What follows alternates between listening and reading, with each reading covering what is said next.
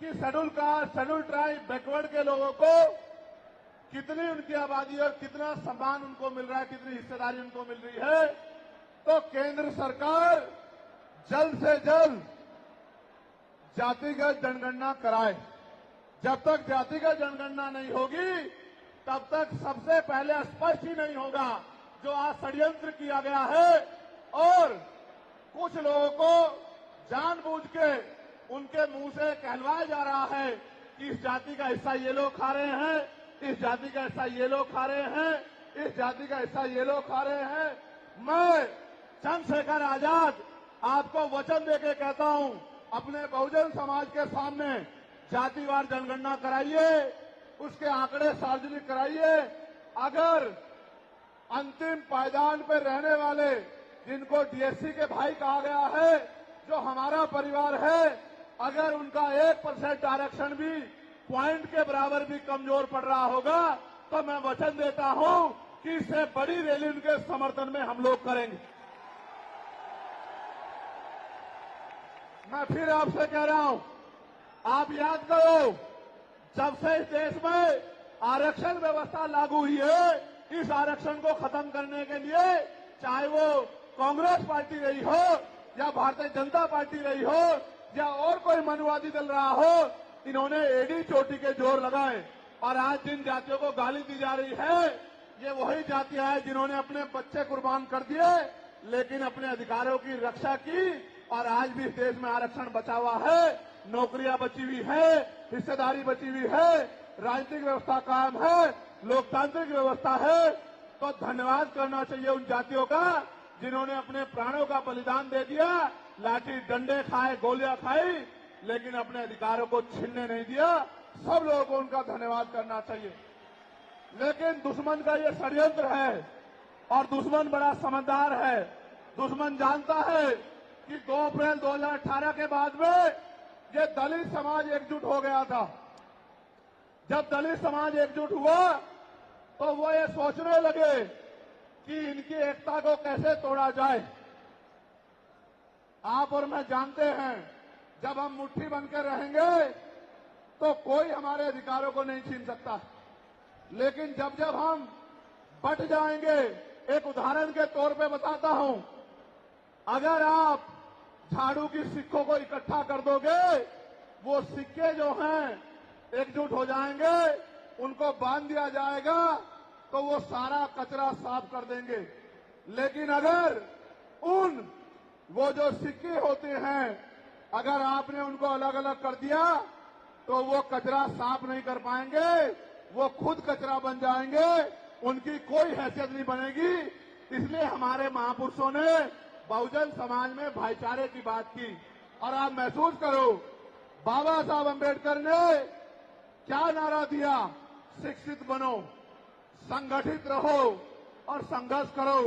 हमें शिक्षित भी बनना है, संगठित भी होना है और अपने विरोधियों, बैरियों के खिलाफ संघर्ष भी करना है, अपने अधिकारों के लिए संघर्ष भी करना है। मैं जब देश के बाहर गया तो मैंने देखा कि वो लोग तरक्की कर रहे हैं, उनकी जिंदगी खुशहाल है, उनकी जिंदगी अच्छी बन रही है। लेकिन उनकी जिंदगी तो अच्छी बन रही है, लेकिन 75 साल की आजादी के बाद आज भी भारत में 80% लोग ऐसे हैं जो रोटी, कपड़ा, मकान से वंचित है, जिनको इज्जत की जिंदगी नहीं मिल रही। तो मैं ये देख रहा था, मुझे बड़ी खुशी हो रही थी, लेकिन जब मैं भारत की तरफ देखता हूं तो बड़ी निराशा हाथ लगती है। फिर ये महसूस करता हूं कि आज जो कुछ हमारे पास है वो हमारे महान पुरुषों की संघर्ष की वजह से है। अगर हमारे महान पुरुष संघर्ष नहीं करते तो जो आज हमें मिला है ये भी हमें किसी कीमत पे नहीं मिलता। आप जानते हैं, हमेशा आरक्षण के खिलाफ चाहे सुप्रीम कोर्ट हो या मनुवादी दल हो, सब लोगों ने आरक्षण को समाप्त करवाने के लिए एडी चोटी के जोर लगा दिए। और इसका सबसे बड़ा हमला इस पे कब हुआ? जब 10% ईडब्ल्यूएस लागू हुआ। मुझे माफी चाहते हुए कहना है कि हमारे दलों ने भी हाथ उठा के, जो हमारे पूर्व के दल थे, उनका समर्थन किया, जबकि वो आरक्षण पे सबसे बड़ा हमला था। अगर उसी दिन हम लोगों ने सड़कों पर निकल के अपनी आवाज को उठाया होता तो किसी की मां ने दूध नहीं पिलाया होता कि वो दोबारा आरक्षण पे हमला करने के बारे में सोच लेता।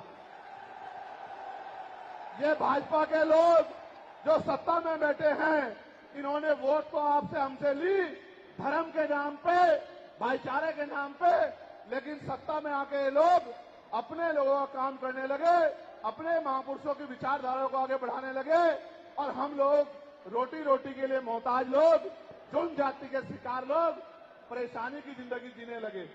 मैं चाहता हूं कि जो जिंदगी हमारे लोग ऑस्ट्रेलिया में जी रहे हैं, ऑस्ट्रिया में जी रहे हैं, इटली में जी रहे हैं, यूरोप में जी रहे हैं, पूरे अमेरिका में जी रहे हैं, कनाडा में जी रहे हैं, हॉलैंड में जी रहे हैं, नीदरलैंड में जी रहे हैं, ऐसी जिंदगी की व्यवस्था भारत में भी हो। लेकिन ये तभी संभव है जब राजनीतिक शक्ति हमारे पास हो। अगर राजनीतिक शक्ति भाजपा और कांग्रेस के पास रहेगी तो हम लोग इज्जत की जिंदगी इस देश में नहीं जी सकते। इस बात को आप लोग मेरी ध्यान रखना। ये मैं नहीं कह रहा हूं, ये बाबा साहब अम्बेडकर ने कहा, political power is the master की। राजनीतिक सत्ता वो चाबी है जो आपकी सारी परेशानियों का हल कर देगी। और राजनीतिक सत्ता जिनके पास है उनके लोग हजारों हजारों करोड़ रुपए लेके भाग जाते। उनके लोग उनके पूंजीपतियों के लाखों लाखों करोड़ रुपए माफ करते जाते। लेकिन अगर आपका 10,000 रुपए का बिल भी बाकी हो तो 10,000 रुपए का बिल भी अगर आप नहीं दोगे तो मुकदमा लिख के आपको जेल भेजने का काम सरकार कर देगी और आपके घर की कुर्की भी करा देगी। आप किसानों का, मजदूरों का हाल देख लो, आप नौजवानों का हाल देख लो, इस देश में क्या है। तो हमारी सबसे बड़ी मांग ये है, आप समर्थन करके बताना कि आप इस पर सहमत हो या नहीं हो। बताओ, जातिवार जनगणना होनी चाहिए नहीं होनी चाहिए? एक सुर में बताओ, होनी चाहिए नहीं होनी चाहिए? साथ साथ इस देश में